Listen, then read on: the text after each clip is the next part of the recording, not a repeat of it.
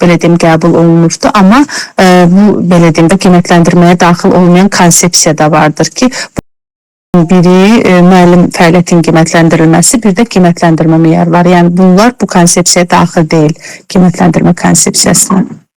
Əlbəttə ki, dedik ki, qiymətləndirmənin konsepsiyasında müəllim fəaliyyətinin qiymətləndirilməsi və eləcə də qiymətləndirmə meyarları. Qiymətləndirmə meyarı qiymətləndirmə konsepsiyasına daxil deyil. Daha sonra siz mənə deyin görün, baxın, ənənəvi qiymətləndirmə ilə indiki müasir qiymətləndirmənin arasında hansı dəyişikliklər var, hansı yeniliklər var ümumiyyətlə? Məsələn, əvvəl necə yanaşılırdı, indi necə yanaşılır? Bəli, belə deyim də müəllimə, əslində Yəni, əvvəl necə yanaşılırdı? Məsəl üçün, mənim uşağım neçə aldı, qiyməti neçədir? Mən 5 aldım uşağım, məsəl üçün deyirəm. Mənim evladım neçə aldı? Amma indi artıq, məsəl üçün, necə başlasam sizi, summativlərlə, diagnostik qiymətləndirmələrlə, Mənimsiyə bildimi? Məsəl üçün, hər hansı bir bilgi bacarıq şagirddə formalaşdı mı? Onsuz da bilirik ki, şagird sabahlarım gedib hansısa bir sinifdən axır digər bir sinifə keçmək üçün nə alır? Atestat alır və ya şagirdlər nə alır? Yəni, bu şagirdlərin nəyi bilib bilməməsini indi daha məsuliyyətli yanaşılmış olur. Yəni, şagird məzmun standartlarını mənimsəyə bildimi və s. Bəli, yəni belə deyim də, artıq hal-hazırdakı qiymətləndirmə həm şagird üçün, həm müəllim üçün, həm də valideyn üçün daha səmərəlidir. Yəni, şagird də öz fəaliyyətini izləyir, müəllim də yer gəldikdə, yəni valideyn də ki, öz övladının təlim fəaliyyəti haqqında məlumatlı olur. Evet. Daha sonra siz mənə deyin görüm, burada bizdə qiymətləndirmənin növlərin keçmişi biz sizinlə. Hansı qiymətləndirmənin növləri var? Milli qiymətləndirmə, məktəb daxili, beynəlxalq və yekun attestasiya qiymətləndirmə. İndi siz mənə deyin görüm, deməli, beynəlxalq qiymətləndirmə dedikdə nə nəzərdə tutulur? Mənim beynəlxalq qiymətləndirmə əsasən şagirdlərin belə deyim də, yəni ümumi təlim göstəricilərinin, belə deyim də, təhsilin hal-hazırdakı ümumi mövcud vəziyyəti və yaxud hər hansı bir problemin aşkara çıxarılması, onun həlli yollarının müəyyənləşdirilməsi, digər, belə deyim, dövlətlərlə bizim təhsilimizin, yəni inkişaf perspektivlərini proqnozlaşdırır beynəlxalq qiymətləndirmə. Bəli, digər ölkələrlə öz ölkəmiz arasında olan inkişaf perspektivini müəyyən edilməsi üçün neçənci siniflərdə aparılır? Neçənci siniflərdə, 4-cü, bir də 8-ci siniflərdə. Yekun attestasiya, yox, onu demirəm. Ümumiyyətlə, beynəlxalq qiymətləndirmənin növlərini soruşacaqdım, daha doğrusu. Növləri hansılardır? Beynəlxalq qiymətləndirmənin növləri müəllimə TIMSS-dir, PIRLS-dir, bir də PISA. PISA. İndi bunlar haqqında ətraflı danışarıq. Siz mənə deyin görüm, ümumiyyətlə, yekun attestasiya kimlərə şamil olunur? Yekun attestasiya ümumi təhsil, belə deyim də, səviyyəsinin ümumi orta və tam orta təhsil pillərini bitirən təhsil alanların qiymətlərinin, yəni nailiyyətlərinin qiymətləndirilməsi nəzərdə tutulur. Deyirəm ki, bu qiymətləndirmənin əsas məqsədi ondan ibarətdir ki, müxtəlif siniflərdə ayrı-ayrı fənlər üzrə keyfiyyət dəyişikliklərinin dəyərləndirilməsi məqsədi ilə aparılır. Bundan əlavə olaraq təhsil institutu tərəfindən aparılır və məktəb daxili qiymətləndirməyə təsir etmir. Bəli, bu milli qiymətləndirilməkdir, müəllimə. Bəli, bu milli qiymətləndirmə. Bu hansı qiymətləndirmədir ki, deyirəm ki, məqsədə çevik dəyişiklik etmək. Məqsədə çevik dəyişiklik etmək, bu beynəlxalq qiymətləndirilmə. Məqsədə çevik, təlim məqsədimizə çevik dəyişiklik edilməsi, təlim strategiyalarının çevik dəyişiklik edilməsi, bundan məlumat bazası deyə bilərik ki, diferensial yanaşmadır, fərdi yanaşmanı müəyyənləşdirir. Məktəb daxili qiymətləndirmə. Hansı növüdür? Məktəb daxili qiymətləndirmə. Məktəb daxilinin diagnostik qiymətləndirmə. Diagnostik qiymətləndirmə, məlumat bazası, bunlar hamısı diagnostik qiymətləndirməyə əsaslanmalıdır, olur. Daha sonra, bu qiymətləndirmənin hansı prinsipidir ki, deyirəm ki, bu qiymətləndirmənin prinsipinə əsasən şagird, məsəl üçün, müəyyən, deyək ki, aralıqlarda summativ qiymətləndirmədən almış olduğu qiymətlərin yoxlanılmasıdır. Məsəl üçün, birindən alıb 80, digərindən alıb 60. Burada qiymətləndirmənin hansı prinsipi pozulur? Etibarlılıq müəllimə. Bəli, etibarlı. Bəs məqsədə uyğunluq nədir?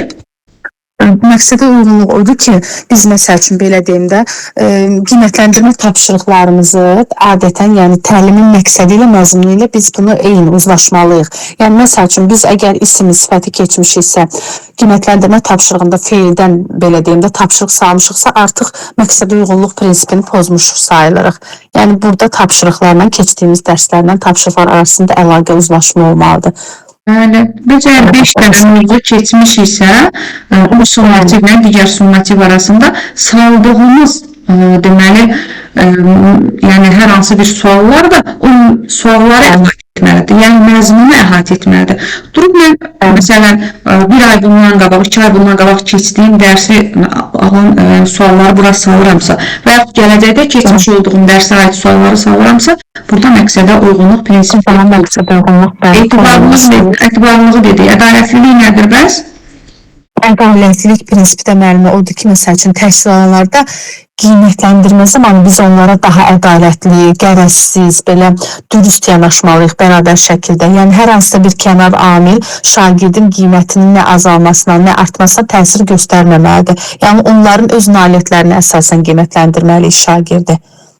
Əlbəttə ki, şagirdlərin nailiyyəti nədirsə, ona əsasən.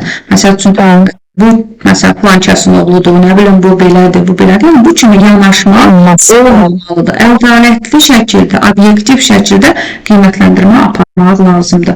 Deməli, bu hansı beynəlxalq qiymətləndirmənin növüdür ki, deyirdim ki, bu 15 yaşlı şagirdlər arasında aparılmış olur. Oxu, yazı, riyaziyyat bacarıqlarının yoxlanılması məqsədi ilə buna biz funksional savadlılıq da deyə bilərik və həm də burada deyə bilərik ki, ilk dəfə 2000-ci ildə həyata keçirilib, hər iki türdən bir. Saydı müəllimə, ilk dəfə 2000-ci ildə istifadə, əslində 97-ci ildə hazırlanmışdı, amma 2000-ci ildə istifadə verilmişdi. 15 yaşlı şagirdlər üçün nəzərdə tutulmuşdu. Təşkil olunurdu. Hansı dedik ki, deməli, təşkilat tərəfindən həyata keçirilir? Müəllimə, inkişaf təşkilatı, bir də iqtisadi əməkdaşlıq, yoxsa yadımdan, iqtisadi əməkdaşlıq və inkişaf təşkilatı. İqtisadi əməkdaşlıq və iyi kimi bunu yadda saxlaya bilərsiniz ki, iqtisadi əməkdaşlıq və deməli, inkişaf təşkilatı tərəfindən həyata keçirilmiş olur. Daha sonra siz mənə deyin görün, bəs bu hansıydı ki, deyirəm ki, şagirdlərdə oxuyub anlama bacarıqlarını yoxlayır, 5 ildən bir həyata keçirilir və bundan əlavə olaraq həm də deyə bilərik ki, 4-9-cu siniflər arasında oxuyub anlama bacarığını yoxlayır. İlk dəfə isə 2001-ci ildə həyata keçirilmişdir. 5 ildən bir həyata keçirilir, PIRLS da o, yəni. PIRLS-dən söhbət gedir. Daha sonra siz mənə deyin görün, bəs TIMS hansı məqsədləri yoxlayır? TIMS-lərlə əsasən belə deyim də, yəni riyaziyyat və təbiət elmləri üzrə adətən şagirdlərin belə deyim də, yəni biliklərini ölçən bir qiymətləndirmə prosesdir ki, bu əsasən 4-cü, 8-ci siniflər arasında keçirilirdi, 4 ildən bir keçirilirdi və Azərbaycanda 2 dəfə məncə iştirak etmişdim. 2011-ci, bir də deyəsən 2019-cu illərdə. Yox, ümumilikdə hardasa 8 dəfə, 8-9 dəfə belə iştirak etmiş olub Azərbaycan TIMS-də. Bunları bu kimi suallar imtahana düşmür, amma ki, yəni müsahibə mərhələsində soruşula bilər. Amma məsəl üçün ola bilər ki, imtahana sala bilərlər, əsasən miqə sala bilərlər, miqdən soruşa bilərlər ki, məsəl üçün hər hansı bir xüsusiyyət verərlər, bu hansı qiymətləndirməyə aiddir. Yəni ağıllarına gəlib ata bilərlər, amma çox salınmır. Bir neçə il bundan qabaq, yəni beynəlxalq qiymətləndirmədən də sual düşmüşdü. Deməli, diaqnostik qiymətləndirməni dedik ki, biz nə zaman aparırıq? Nəyi müəllimə eşitmədim? Diaqnostik qiymətləndirməni nə zaman aparırıq? Diaqnostik qiymətləndirməni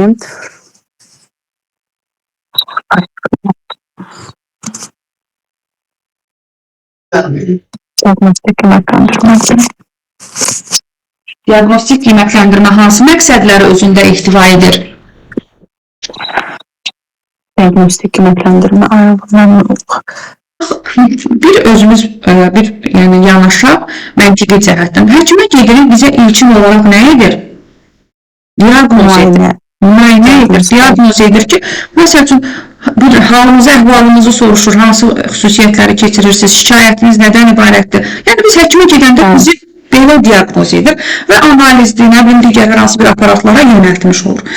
Burada da biz sinifə girdik, şagirdlərin potensialını üzə çıxartmaq üçün nə etməliyik? Yəni, şagird potensialını üzə çıxartmaq üçün diaqnostik qiymətləndirilə təşkil edirik. O zaman şagirdlərə diferensial yanaşmadır, fərdi yanaşmadır, təlim prosesində hər hansı bir planlaşdırmamızda.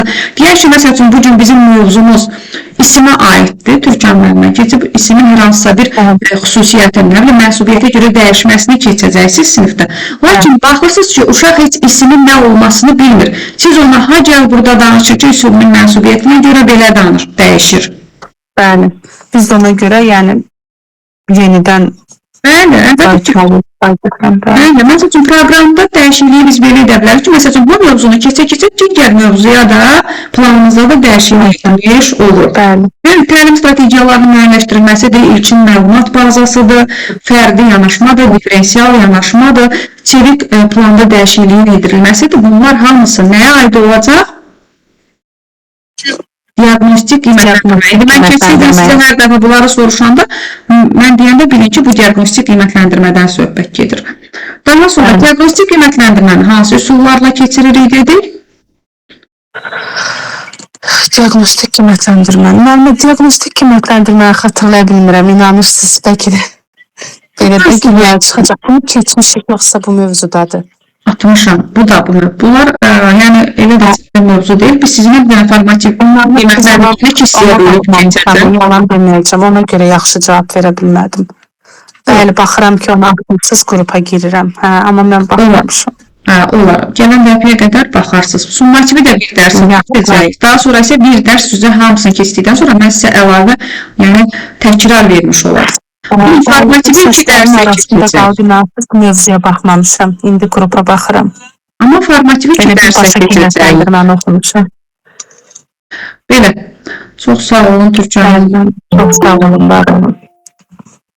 Nərmin müəllimə. Nərmin. Aha, buyurun Xəyalə müəllimə. Ben onu deyim, nə olar soracağız.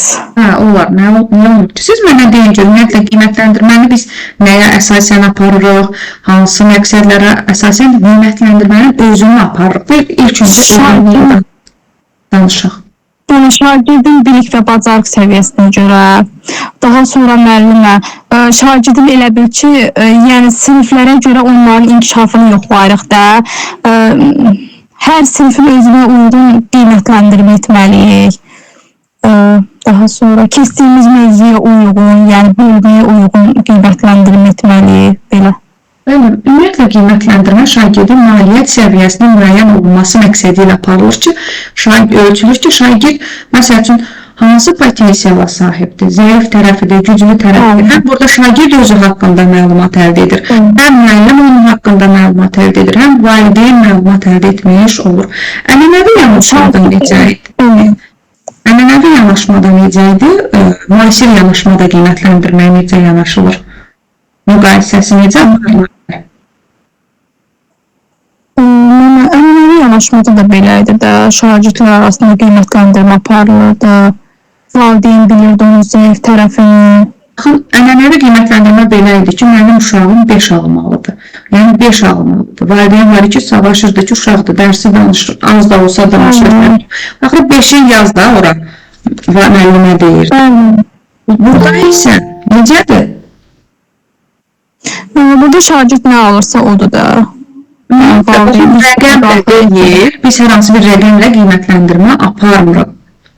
Lakin, burada şagird məzmunu qiymətləndirmə olaraq bəli də məzmunu mənimsədimi, mənimsəmədimi bunu müəyyənləşdirmiş olur və buna əsasən də qiymətləndirmə aparılmış olur.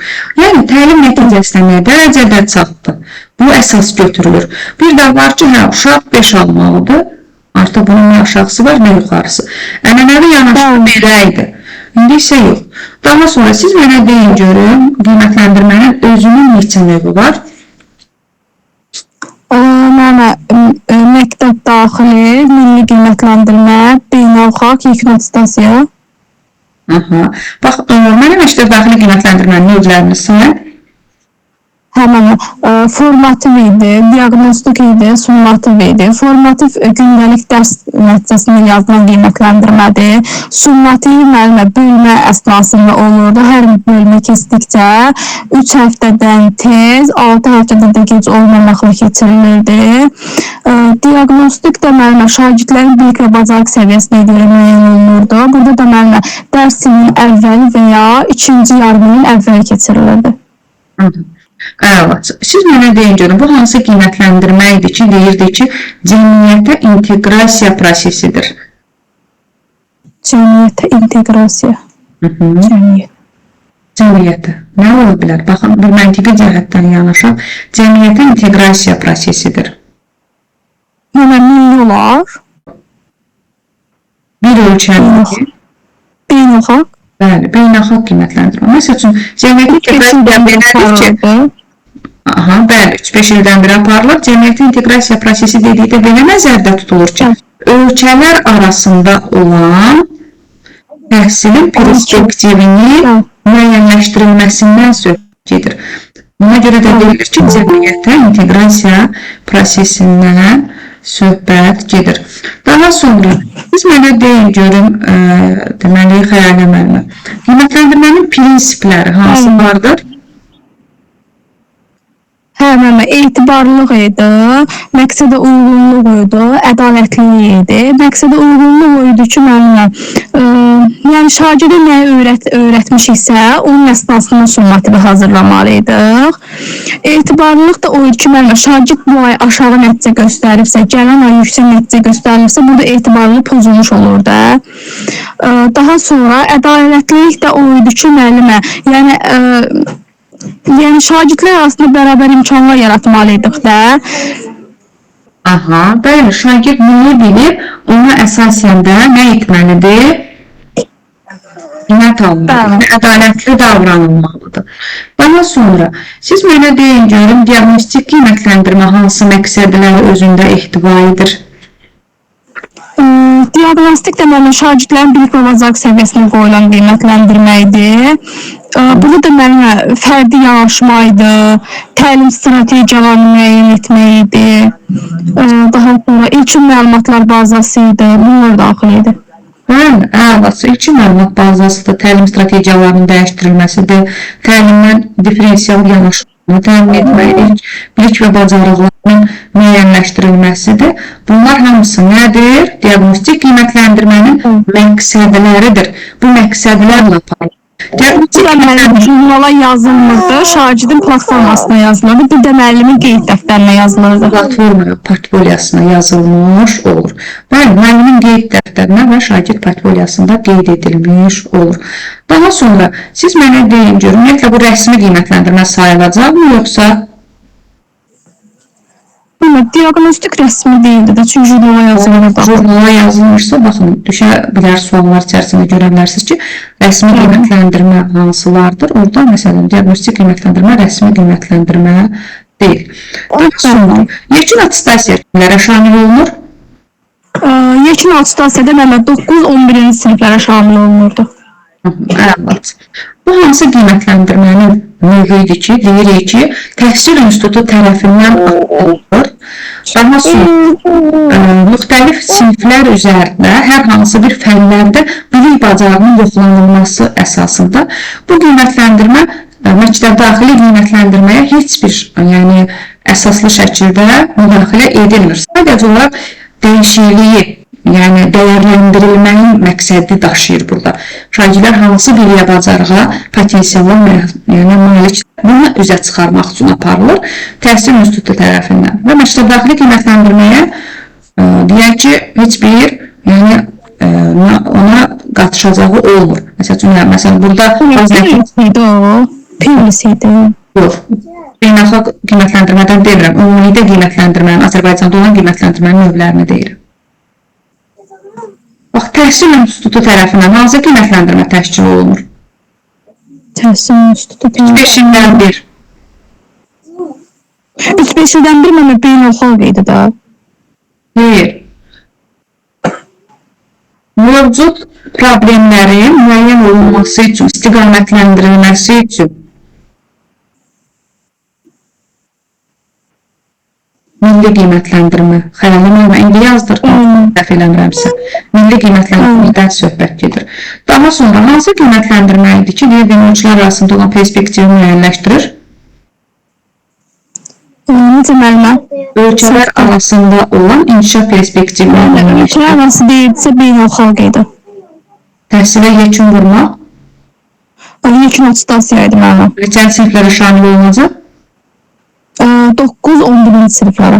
Daha sonra siz mənə deyin görün, beynəlxalq qiymətləndirmənin hansı növləri var? Beynəlxalq qiymətləndirmənin müəllimə növləri beynəlxalq. Mənə Pirlis idi, Temis idi, bunlar da istəyirəm. Pirlis, Temis, Pisa. Daha sonra, ümumiyyətlə mənə deyin görün, məktəbdə belə deyək də, qiymətləndirmənin konsepsiyası nə zaman müəyyən olunub?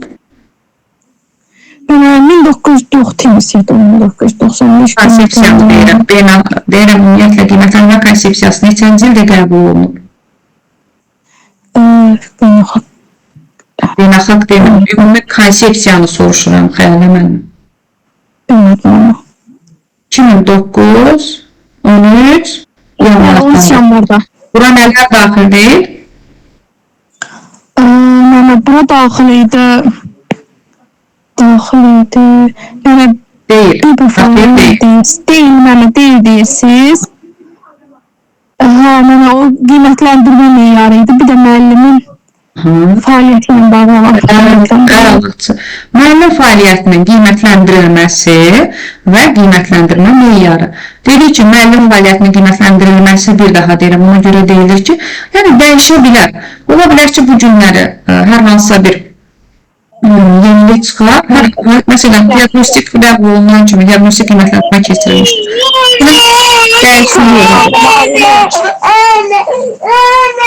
Necə? Bir dənə xəyalləməni 5 dəqiqədə görün, əgər sərbəst durursa, qiymətləndirmənin, beynəlxalq qiymətləndirmənin növlərini də sual cavab edim. Daha sonrası keçək digər müəllimimizə. Üzrü saymama, biraz dinladı ona görə. Aha, yaxşı. Canım mənim, buyurun.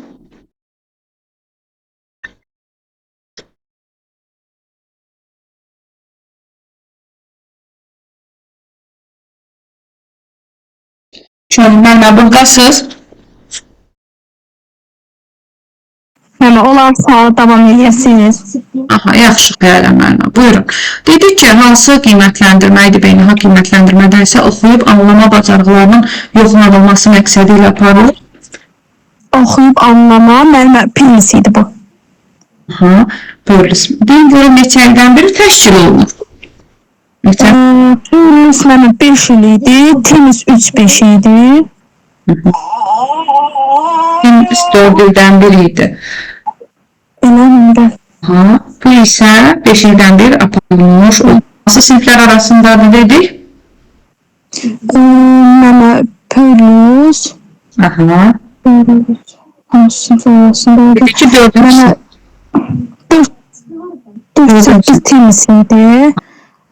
Pirlis 4-cü sinif idi bana. Bəli, 4-cü siniflər arasında aparılır və 5 ildən bir dediyi üçün onların bilik bacarıq potensialını yenidən 9 sinifdə yoxlayırlar ki, görək şagirdlərdə oxuyub anlama bacarığı nə qədər inkişaf etmiş olub.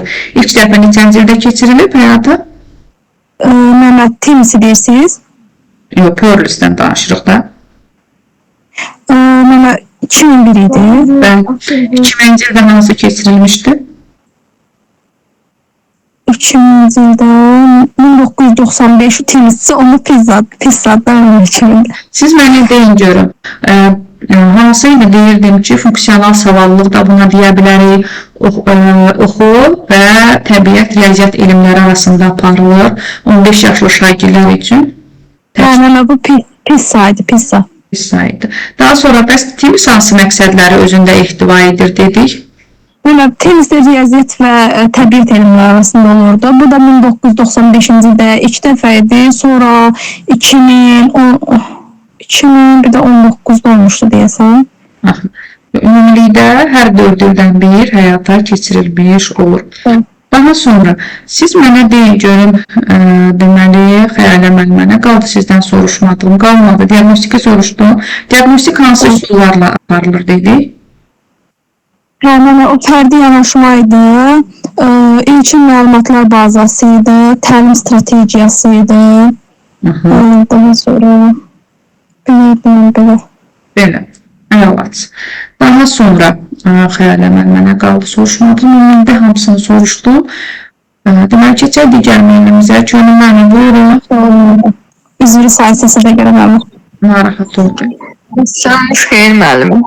Şanınız xeyir olsun. Mənə siz mənə deyin ki, qiymətləndirməyi məqsədini yaparlar. Hafif deyirəm, mənə bu səfər xəstələnmişəm, nəysə heç halım yoxdur. Onlar dinləyim, gələndə sual cavab verir. Sevinç müəllimə, buyurun. Sevinç müəllimə, buyurun, zəhmət olmasın.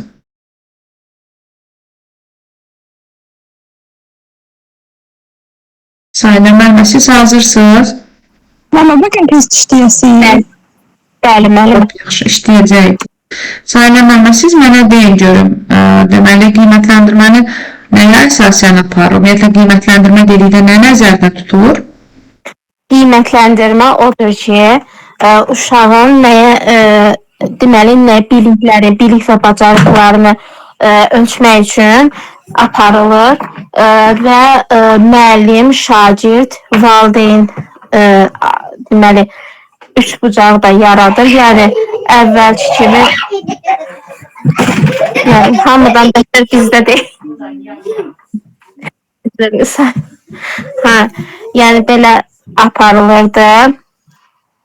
Deməli, özü 3 yerə bölünür. Milli, beynəlxalq və illi yekun qiymətləndirmə.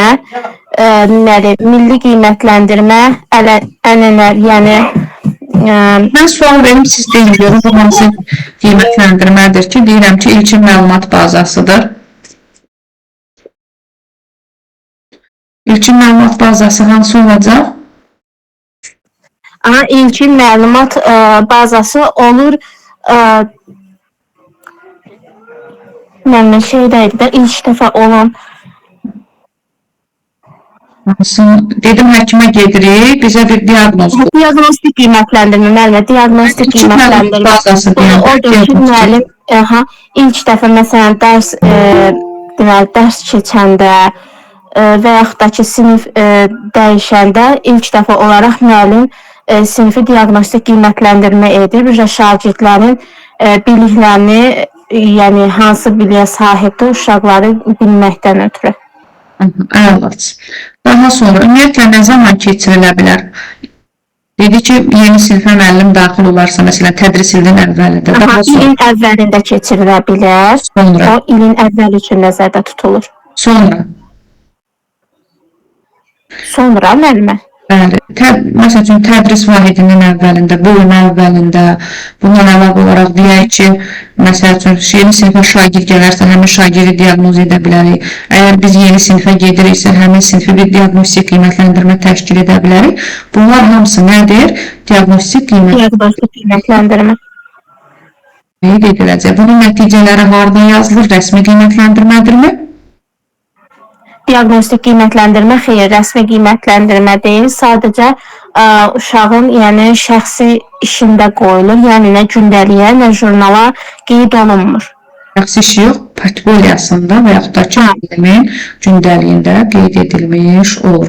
Hansı qiymətləndirmə idi ki, deyirəm ki, cəmiyyətə inteqrasiya prosesidir, beynəlxalq qiymətləndirmədir, yəni ki, ölkələr arası inteqrasiya edir. Bu da beynəlxalq qiymətləndirmə idi. Beynəlxalq qiymətləndirməyə əsaslanmış olur. Daha sonra Sahilə müəllimə, siz mənə deyin görün, bəs bu hansı qiymətləndirmədir ki, deyirəm ki, müxtəlif siniflərdə ayrı-ayrı fənlər üzrə keyfiyyət dəyişikliklərini dəyərləndirmək məqsədi ilə aparır və məktəb daxili qiymətləndirməyə təsir etmir. Sadəcə tədqiqat xarakterli aparılmış olur. Bu da diaqnostik idi də müəllimə. yaxud ki, təhsil institutu tərəfindən həyata keçirilir. Bayaqdan 100 dəfə demişəm, yazdırmışım. Təhsil institutu tərəfindən hansı keçiriləcək? Məsələ idi da, o yekun qiymətləndirmədə. Dövlət İmtahan Mərkəzi tərəfindən keçirilir. Milli milli yadda qiymətləndirmə. saxlayın, müxtəlif fənlər üzərində ayrı-ayrı siniflərdə inkişaf dəyişikliyini, keyfiyyət dəyişikliyini daha doğrusu dəyərləndirilməsi məqsədi ilə aparılır. Yəni, görək hər hansı bir şagirdlərdə hansı istiqamətdə yanaşmalıyıq, hansı istiqamətə nəzər salmalıyıq, onu müəyyən edirlər olar. Yox, bu uşaq burada məsəl üçün yaxşı qiymət almır, deməli onun məsəl üçün məktəb daxili qiymətləndirməsində heç bir təsir göstərmir. Sadəcə olaraq tədqiqat xarakterli aparılır ki, konkret olaraq biz hardan yanaşaq? Təhsil institutu bu nəzmlə aparır, bu gözlə baxaraq milli qiymətləndirməni təşkil etmiş olur. Bəs dedik ki, Dövlət İmtahan Mərkəzi tərəfindən hansı müəyyən olunacaq? Yekun qiymətləndirmə. Yekun attestasiya kimlərə şamil olunacaq? 9-11-ci siniflər. 4 siniflər buna daxildirmi? Xeyr, mənim. Ancaq 9-11-ci orta və tam orta. Daha sonra etibarlılıq prinsipi nədir dedik? Etibarlılıq prinsipi o idi ki, məsələn, bir bölmə şagird bir bölmədən dərsi keçir və ondan müəllim onu qiymətləndirmə aparır. Məsələn, KSG qiymətləndirmə aparır. Burada şagird yığır, məsəl üçün 80 bal. Növbəti bölmədə KSG aparanda müəllim burada şagird yığır, məsələn, 40 bal.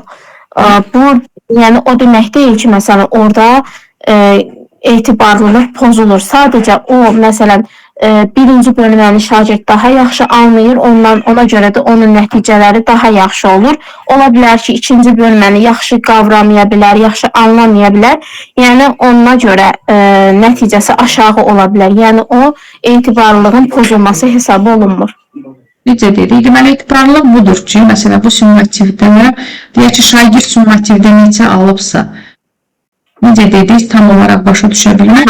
Bəli. Deməli, məsələn, bir bölmə müəllim keçir, bir dərsdən məsəl üçün, o KSG aparır, yəni qiymətləndirmə aparır. Mən indi dərs keçmirəm, bilmirəm, yəni ona görə bilirəm ki, yəni bölmə yaxınlıqsa, deyək ki, baxın, biz ən azı summativ qiymətləndirmə keçəcəyik bu gün sizinlə, demişik ki, ən azı 3 dənə, bir yarım ildə, ən çox da 6 dənə, yəni bir yarım il ərzində kiçik summativ qiymətləndirmə təşkil olunur. Deyək ki, 3 dənə summativ qiymətləndirmə təşkil edirsiniz. Şagird burada bir-birinə yaxın olaraq qiymətləndirmə, yəni qiymətlər eyni edirsə, alıb 91, alıb 89, alıb 91. Bu etibarlı prinsipi pozulub yoxsa pozulmayıb? Xeyr, müəllimə, pozulmur. Çünki birinci, məsələn, bölmədə yaxşı qavrayır, ona görə onun akademik göstəricisi yaxşı olur. İkinci bölmədə, məsələn, uşaq yaxşı mövzular qavramaya bilər, akademik göstəricisi zəif ola bilər. O sayılmır ki, məsələn, onun etibarlılığı pozulur. Artıq burada bu summativ qiymətləndirməyə 80 alıbsa, o birisində 60 alırsa, əlbəttə ki, burada etibarlı prinsipi pozulmuş olur. Etibarlılıq budur ki, summativ qiymətləndirmənin nəticələri bir-birinə yaxın olmalıdır, etibarlı olmalıdır. Məsələn, mövzular var ki, məsələn, biz özüm də ixtisasdan hazırlaşıram. Yox, mövzu deyil, axı. Biz 5 mövzu keçdik, 5 mövzudan bir summativ qiymətləndirməni təşkil etdik. Şagird aldı 90 bal. Bir 5 mövzuda keçirəm, mən yenə də alır 60 bal. Mən ona necə inanım ki, bu dünənləri mənə bir ay bundan qabaq 90 ballıq bilən uşaq nə oldu, nə baş verdi? Axırı burada ya köçürmə halı baş verib, ya uşağın səhhətində nəsə hansız bir problem baş verib. Axırı nəsə olub da buradakı bu uşağın qiyməti 30% düşməyəydi də 10% düşəydi. Daha sonra ədalətlilik nədir? Ədalətlilik də deməli o idi ki, ədalətli davranırdı da müəllim şagirdlərə. Yəni şagirdlərə adından da göründüyü kimi obyektiv ədəbiyyatlı şəkildə yanaşılmadan, bərabər imkanların yaradılmasından burada söhbət gedir. Şagirdin bilik, potensial, bacarığı nədirsə, ona əsasən yanaşılır. Nə bilim, durub mən, məsəl üçün, müəllim yoldaşımın oğludur, nə bilim, plankasının oğludur, deyir, düzdür, reallıq bunu əks etdirir, qiymətini yazırıq, söhbət yox, amma olmamalıdır. Hər kəsənin öz bilik, bacarığı, potensialına uyğun qiymətlər almalıdır. Daha sonra, məqsədin uyğunluğu dedikdə nələr nəzərdə tutulur? Məqsədin uyğunluğu. Bax, deyirik, məqsədin uyğunluğu. Məqsədlər bir-birinin uzlaşmalıdır da. Bəli. Məsələn, biz 5 dənə mövzu keçirik summativ qiymətləndirməyə qədər. Əgər durub mən 5 mövzudan kənara çıxıramsa, durub məsəl üçün şagirdlərə hər hansısa bir digər qiymətləndirmədən salıramsa, məsələn, əvvəl keçmiş olduğum summativ qiymətləndirmədən suallar salıramsa, artıq burada nə olacaq? Onda pozulur da o. Alınmır. Bəli, pozulmuş olur. Allah sizi güldürsün, Ülkər müəllim. Deməli, daha sonra... Müəllimə adımız falan bilmirlər, orada küsürlər müəllimlərin çox. Şu uşağın qiymətini salmışlar uşağı. Daha sonra, deməli, məqsədin uyğunluğu dedikdə də bu nəzərdə tutulur ki, şagird bu summativ qiymətləndirmədə mən nəyi keçmişəmsə, məqsədim də o olmalıdır. Şagird bu 5 mövzunu əhatə edəcək summativ qiymətləndirməni təşkil etməliyəm ki, reallığı əks etdirmiş olsun. Daha sonra, beynəlxalq qiymətləndirmədən hansı qiymətləndirmədir ki, dedik ki, bu oxuyub anlama bacarıqlarını yoxlayır, 4-cü, 9-cu sinifləri əhatə etmiş olur. Dəfə 2020-də keçirilmişdir. Bəli, bu Pearls idi də. Əlbəttə. Bəs bu hansıdır? Deyirəm, riyaziyyat və təbiət elmlərini əhatə edir, 4 siniflərdə keçirilmiş olur. 4 ildən bir. Aha, bildim. Üçüncüsüydü. Temiz. Ha, tenisiydi. Bəs indi özünüz Pearls'i dedik, Pisanı deyin. Nəyi yoxlayır? Pisan nəyi yoxlayır? Hətta funksiyonal savadlılıq deyirdik. Müəllimə yalan deyim, bir də onun şeyini apara bilməmişəm. Yadda saxlayın ki, burada da funksional savadlılıq sözü ilə Pisanı yadda saxlayın. Yəni, bax, digərlərində oxuyub anlama birində idi. Digərində isə təbiət və riyaziyyat elmləridir. Bunlar üçü birləşib harada cəmlənəcək? Pisada. Pisada. Buna görə də bunu da biz funksional savadlılıq deyirik və 3-5 ildən bir həyata keçirilir. Daha doğrusu 3 ildən bir həyata keçirilir və 15 yaşlı şagirlər arasında keçirilmir. İlk dəfə də 2000-ci ildə həyata keçirilmişdir. Daha sonra nə qaldı soruşmadığım, diaqnostik qiymətləndirməni hansı üsullarla apara bilərik? Diaqnostik qiymətləndirməni deməli, kiçik özün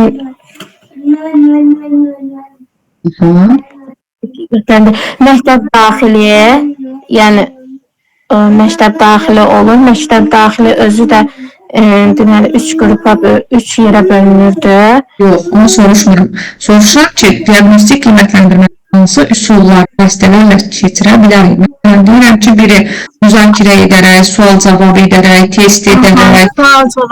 Sual-cavab edərək, KSG-lər, yəni summativ qiymətləndirmələr.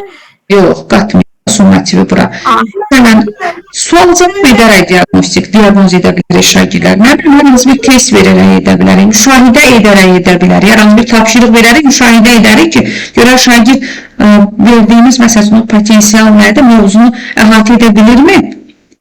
Və s. Belə, deməli, sayılamanla qiymətləndirməyə biraz, yəni bir dənə də olsa müqə sual düşür. Görürsünüz ki, sallanır. İnşallah yasalar müəllim. İnşallah, qiymətləndirmə özdə çox asan dərsdir, belə qəşəng dərsdir.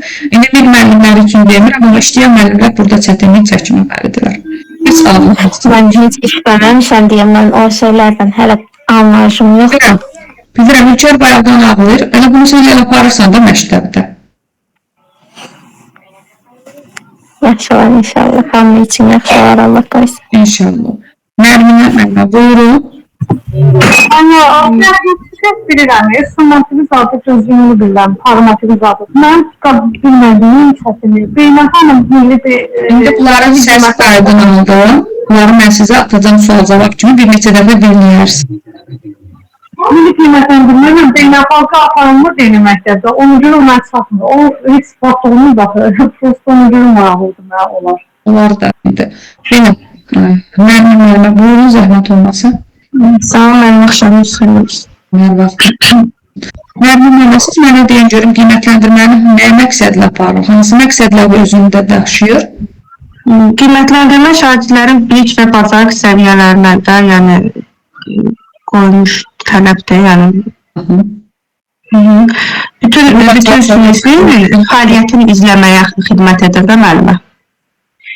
Şagirdin zəif cəhətini, güclü cəhətini müəyyənləşdirmiş olur və bu həm müəllim üçün, həm şagird üçün, həm də valideyn üçün bir prosesdir. Daha sonra siz mənə deyin görüm, ənənəvi ilə müasirdə burada hansı fərqləri görürsünüz? Yəni qiymətləndirmə. Məsəl üçün orada biz məsəl üçün ənənəvidə jurnala, yəni gündəlik qiymət yazılırdı da orada. Yəni gündəlik olan şagird nəyi alır? Neçə aldı? 2 aldı. Demiri nəyi qazanıb, hansı biliyə bacarığa sahib olub, nəyi öyrəndi, bir nə aldı, bu yanaşmalı. Siz demirlər isə artıq şagirdlərin onların təlim məqsədlərinə əsasın. Qiymətləndirməsinə əsasən yazırıq da, summativdə, məsələn, formativdə. Şagird gündəlik olaraq nəyə cavab verir, ona əsasən qiymətləndirilmiş olur. Daha sonra sözünüzdə kəsirəm, mövzu ilə bağlıdır. Valideyn gəlib, məsələn, iclasa getmişəm, deyirəm ki, niyə belə yazmışsınız da qiyməti, sakit. Deyirəm ki, bəs summativin əsasən yazıram da, bizdə şəkildə var, axı deyir, yaxşı, çəkir, deyirəm, xeyr da, elə deyil da, gərək mövzunu da oxuya uşaq. Heç olmayan anlayışı olar, test-iş tətbiq edə bilər də. Belə görürsən ki, valideynlər də belə narazıçılıq edir qiymət əsasında. Amma həqiqətən oxuya ki, gərək heç olmayan azından o qiymətə layiq ola ki, yazasan da qiymətin. Uşaqlar arasında da çaxlaşmaya səbəb olur elə də də. Evet. Qiymətləndirmənin neçə növü var? Qiymətləndirmənin 3 növü var. Formativdir, formativ qiymətləndirmədir, beynəlxalq qiymətləndirmədir, milli qiymətləndirmədir. Qiymətləndirmənin növlərini soruşanda siz deyəcəksiniz, milli qiymətləndirmə, beynəlxalq qiymətləndirmə, Stasiya beynəlxalq. Mən demədim ki, məktəb daxili qiymətləndirmənin neçə növü var. Formativ idi, diagnostik idi, Bir də summativ idi. Bu hansına aid edilir? Bu hansına aid edilir? Hansı aydırlar olsa hansına aiddir? Baxın, qiymətləndirmənin özünün növlərini deyəndə Nərminə mənə deyin, milli qiymətləndirmə, məktəb daxili qiymətləndirmə, beynəlxalq qiymətləndirmə, yekun attestasiya qiymətləndirmənin 4 növü var. Digər bu məktəbdə keçirilən qiymətləndirmə isə məktəb daxili qiymətləndirmənin növləridir. Bəli. Hansı qiymətləndirməkdə keçirəm ki, bu qiymətləndirməyə əsasən müxtəlif siniflərdə ayrı-ayrı fənlər üzrə keyfiyyət dəyişikliklərinin dəyərləndirilməsi məqsədi ilə aparılır. Burada məsəl üçün hansısa bir milli qiymətləndirmədir də. Yəni, milli qiymətləndirmədir. Burada tədqiqat xarakterlidir. Şagirdin biliyi, bacarığı, potensialını müəyyənləşdirir və o yöndən yanaşmış olurlar. Ona görə də deyilir ki, bu tədqiqat xarakterlidir. Məktəb daxili qiymətləndirməyə heç bir təsir etmir. Daha sonra siz mənə deyin görün, bu hansı qiymətləndirmədir ki, deyirəm ki, cəmiyyətə inteqrasiya prosesidir, ölkələr arasındakı inkişaf perspektivinin izlənilməsi məqsədi ilə aparılır, 5 ildən bir. Mənə beynəlxalq idi. Bu hansı qiymətləndirmədir? Təhsilə yekun vurmaq? Attestasiya. üçün atestasiya. Atestasiyanın birinci hansı siniflərə şamil olunacaq? 11-ci siniflərdir. 9-11. Bəli, əlbəttə 9 mütləq. Şəhadətnamə verirlər atestasiya. Daha sonra 4-cü sinifi bəzən salırlar, səhv sual olaraq kimi. 4-cü sinif isə yekun attestasiya qiymətləndirməsi, hesab olunur. Çünki 4-cü sinifdən sonra şagird 5 il oxumuş olur. Daha sonra digərində də oxuyurlar ki, 9 sinifə qutarır, attestat alır, 11 də attestat almış olur. Məsələn, 9-u qurtarıb orta təhsilini davam edə bilər. Məsələn, 11-i qurtarıb ali təhsildə də yiyələnər. Daha sonra siz mənə deyin görüm, ümumiyyətlə bu qiymətləndirmənin prinsiplərindən hansıları keçmişsiniz sizinlə? Sağ başa düşmədim. Qiymətləndirmənin prinsiplərini deyin.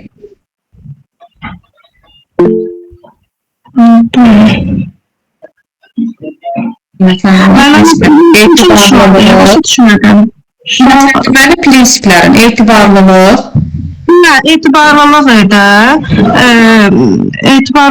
da orada biri də var idi. ədalətlilik, məqsəd uyğunluğuna sizə. Etibarlıq nə idi? Etibarlıq məsəl üçün şagirdin summativ məsəl üçün qiymətində bu bölmədə məsəl üçün 3 summativ keçirmişik, 90 alıb məsəl üçün də. Amma gələn summativdə aşağı nəticə yığırsa, burada etibarlıq pozulur da müəllimə. Əlavat. Daha sonra digəri məqsədin uyğunluğu nədir? Məqsədə uyğunluğu müəllimə bir-biri ilə uzlaşmalıdır, məqsədə nail olunmalıdır, yəni öyrəndikləri. Necə yəni, məqsədə uyğunluqdur? Açıqlayaq. Hansı səviyyəyə çatıb-çatmamaqları da belə o nəticələr nəzərdə tutulur. Nə olmalıdır?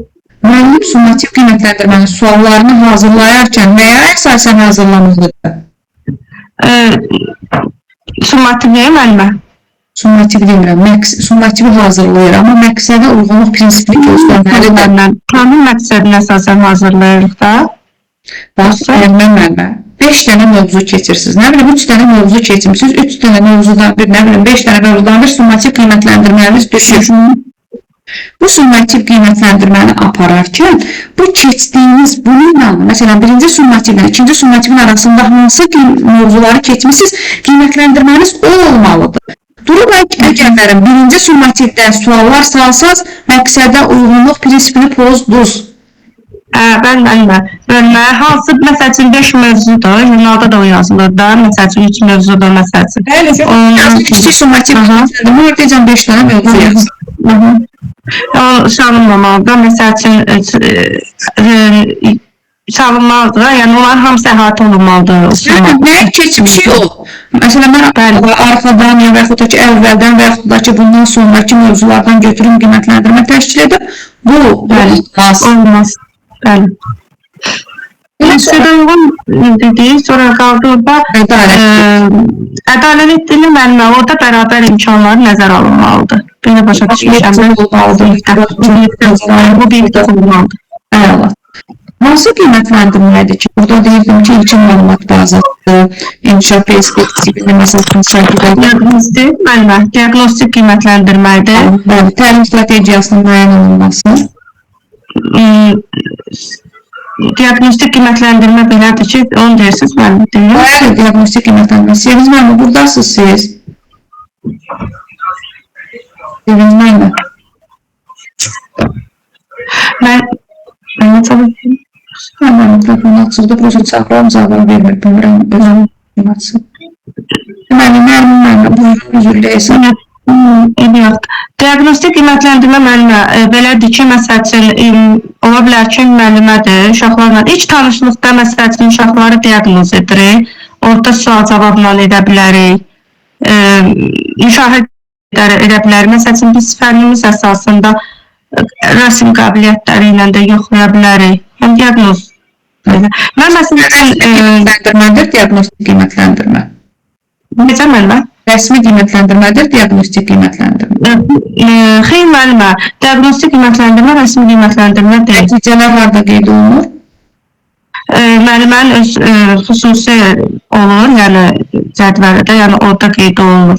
Jurnalda qeyd olunur. Evet.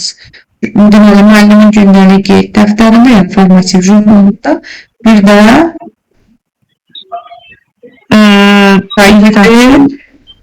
portfolyoda şagird portfolyosunda saxlanılmış olur. Daha sonra siz mənim deyən görüm hansı beynəlxalq qiymətləndirmə idi ki, deyirdim ki, burada funksiyalar savadlılıq var. Funksiyalar savadlılıq.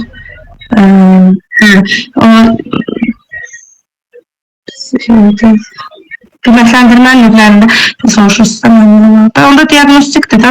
Yox, onu demirəm. Beynəlxalqdan soruşur. Funksiyalar savadlılıq var. Riyaziyyat, təbiət və oxu bacarıqlarını yoxlayır. PISA idi. Yox. Düz dediniz. PISA prosta adını tərifsə. Orada PISA. Adları da deyilmədi. Buyurun. PISA müəllimə beynəlxalq qiymətləndirmə gedir. O da ki, 15 yaşlı uşaqlar idi. Elə yadımda qaldı. Savadlılığa siz dediyiniz kimi də, yəni əhatə olunurdu orada savadlılıq. Buna görə deyilir ki, ümumilikdə 3 dənə bacarığı yoxdur. Bütün gedir də orada, bütün savadlılıqda, yəni belə şagirdlər arasında belə gedir, başa düşmüşəm. Daha sonra mənə deyin görün, bəs Pörlüs hansı məqsədləri özündə ehtiva edir? Pörlüsdəki oxuyub anlamanı ehtiva edirdi. 4 ildən 5 ildən bir idi deyəsən. Oxuyub anlamanı. Bəli, Pörlüs oxuyub anlama 5 ildən bir 4-9 sinifləri əhatə etmiş olan 2001-ci ildə keçirilmişdir. Daha sonra siz mənə deyin görün TİMS? TİMS-də müəllimə təbiət riyaziyyat elmləridir. O da 4-8-ci siniflər arasında keçirilirdi. 8 ildən bir keçirilirdi. 4 ildən bir, 8 ildən bir. Keçən dəfə də dedim, mənə qaldı yanımda. 4 ildən bir. Keçirilir, 4 ildən bir təbiət və riyaziyyat elmlərini əhatə etmiş olur. 2 dəfə də 1995-ci ildə keçirilmiş. Orada da söz var, təşkilatı tərəfindən keçirilir. Diaqnostik qiymətləndirməni dedik. Nə zaman keçiririk biz? Dərs ilinin əvvəlində, yəni sentyabrda getmişiksə, onda keçirilməlidir. Daha sonra, ya bir onda? Yox, məsəl üçün müəllimə ayrı vaxt, məsəl üçün mən 2-ci işlə qəbul olmuşam, məsəl üçün uşaqlara ilk dəfə istəyirəm ki, məsəl üçün onun bilimdə bilik bacarıq səviyyələrin mən onda da götürə bilərəm. Ola bilər, mən bir aydan da bir məsəl üçün eləyə bilərsən onu. Başqa? Deməli, yeni bax burada deyirik, müəllim yeni sinifə gələrsə, şagird sinifə gələrsə, bölmənin əvvəlində, ilin əvvəlində, yaxud da ilin əvvəlində bu zaman diaqnostik qiymətləndirmə təşkil edilir. Hansı üsullarla keçirə bilərik? Üsulları, sual verə bilərik, test üsul eləyə bilərik. Müzakirə eləyə bilərik, tapşırıqlar verib yoxlaya bilərik. Belə çox Sevinç müəllimə buradasınız. Sevinç müəllimə buradasınız. Siz sual-cavabda iştirak edəcəksinizmi?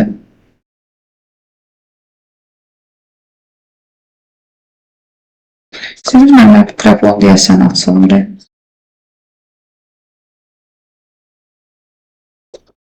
Yoxdur. Belə müəllimlər, indi mən testi açım sizin üçün.